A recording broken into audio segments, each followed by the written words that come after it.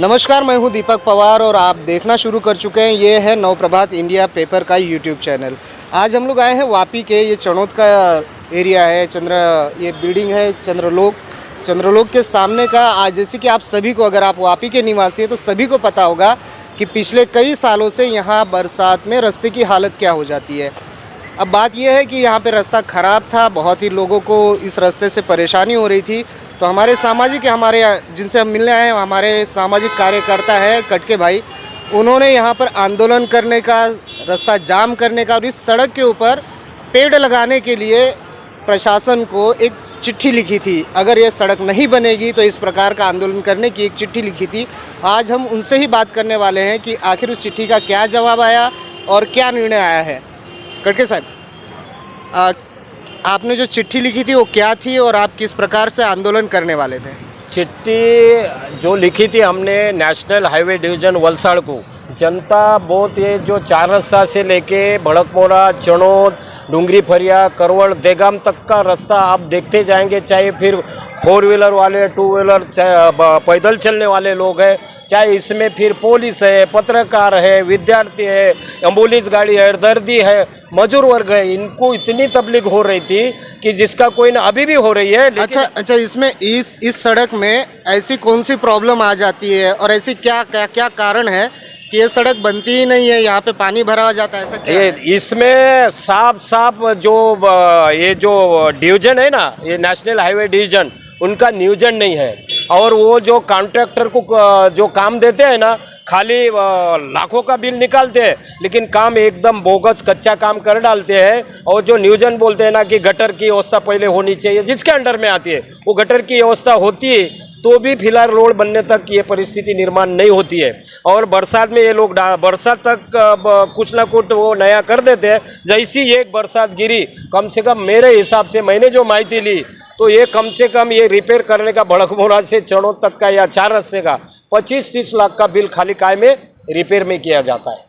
तो आपको ऐसा नहीं लगता है कि जैसे अभी आपने आंदोलन की, इनको एक लेटर आवेदन दिया था कि मैं आंदोलन करूंगा, आपने इन्हें कहा था कि आप रास्ते नहीं बनाओगे तो मैं सड़क पे बैठ जाऊंगा, जंगल लगा दूंगा, तो ये मतलब ये दिमाग में कैसे आया कि भाई यही करना चाहिए, जंगल लगा देना चाहिए? कि इसलिए करना चाहिए, जब आप हमारे जनता से जो भी टैक्स देते हैं गवर्नमेंट को या फिर रोड नेशनल हाईवे डिवीजन, फिर वो लोगों के सुविधा के लिए अच्छा रोड बनाया जाता है। लेकिन बरसों तक ये रोड का खाली पैसा लेते हैं और उसको उनकी जान को खतरे में डालकर वो कुछ चिंता करते नहीं है, खाली उनका ही देखते हैं, स्वार्थ करते हैं। लोक प्रतिनिधि जो अधिकारी है, अधिकारी भी खाली, मैं बोलता हूँ, अधिकारी अपना अधिकार का दुरुपयोग करते हैं, ध्यान नहीं देते जनता के ऊपर। इसीलिए मेरे को लगा जब ये रोड अच्छा नहीं रहेगा, ये खंडर है, फिर ये जंगल जैसा बना तो उसको जंगल ही बनाएंगे हम। रोड तुम दूसरी जगह पे लेके जाओ, इधर फिर आप जंगल बनाया तो हम वहाँ पे पेड़ भी ये करेंगे, घास भी ये करेंगे, आया टाइम तो चावल की भी खेती करेंगे।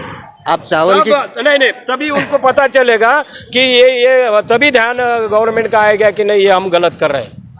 तो अभी इस पे क्या निर्णय आया? आपके पास मैंने सुना है कि आपके पास एक लेटर आया। लेटर किस चीज का है? ये जो हमने 7 तारीख को, जो 7 जुलाई को 2022 को आशीष चौधरी जो कार्यपालक इंजीनियर है नेशनल हाईवे डिवीजन को, उसको लेटर लिखा था। वो लेटर लिखने के बाद दूसरे दिन उसने भाग दौड़, वो खुद फोन पे बोला, मैं मंत्री के पास गया, मैं बड़ौदा गया, वो बाकी अधिकारी को रात को 10 बजे तक रोड पे घुमाया।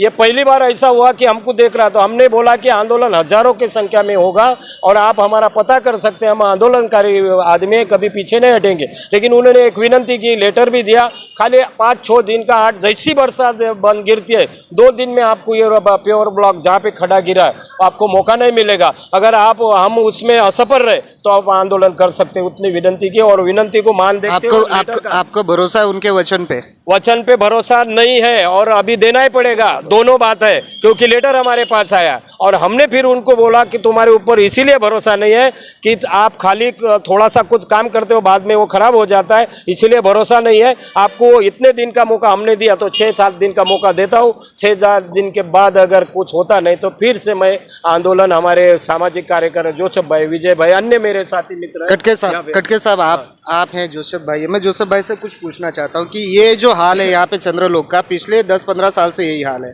तो क्या इन 10-15 सालों में आप कभी इस प्रकार का आंदोलन नहीं कर पाए या फिर इन्होंने सुना ही नहीं कुछ? पहला 10-15 साल के पहले रोड का खड्डे का तो सेकेंडरी था। पहला ये था कि पानी इधर बहुत भरता था, तो पानी भरने से ही तो खड्डे बने ना। पहला पानी भरता था। पानी भरने के बाद हमने कलेक्टर से आवेदन किया, कलेक्टर साहब आए, इधर पहला सिनी पार्क के बाजू से जो आउटलेट था, आउटलेट बंद हो गया, उसके कारण इधर पानी भरने लगा।